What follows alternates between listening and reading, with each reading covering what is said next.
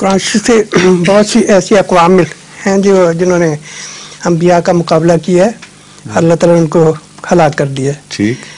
لیکن یہودی قوم جو مغلوب علیہ بھی ہے، انہوں نے بھی انبیاء کا مقابلہ کیا، لیکن قیامت تک اللہ تعالیٰ نے ان کو قائم رکھا. اور اس کی کوئی خصوصیت پتہ نہیں لگتی کیا خصوصیت ہے کہ یہ نہیں سب قومیں ابھی تک چل رہی ہیں، کوئی بھی کلیتاً ہلاک ہو کے غائب نہیں ہوئی سوائے ایک دو قوموں کے جن کا معین قرآن کریم میں ذکر فرمایا ہے.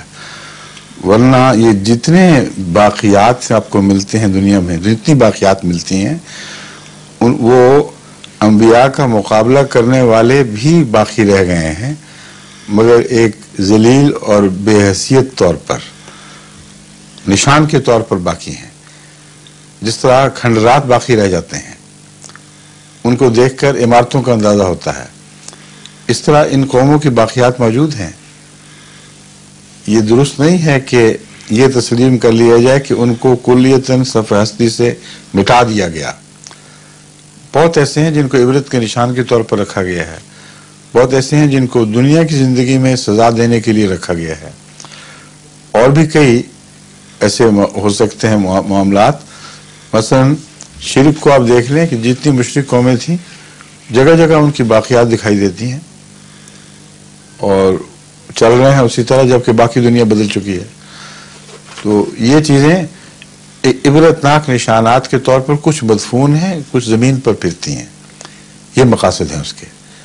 چنانچہ قرآن کریم ان کے ذکر میں کئی جگہ فرماتا ہے پھر ہم نے انہیں عبرت کا نشان بنا دیا. تو عبرت کا نشان کچھ مدفون حوالوں سے دیتا ہے، اللہ تعالیٰ پیش کرتا ہے، اور کچھ زمین پر چلنے پھرنے والوں کے حوالے سے بیان فرماتا ہے.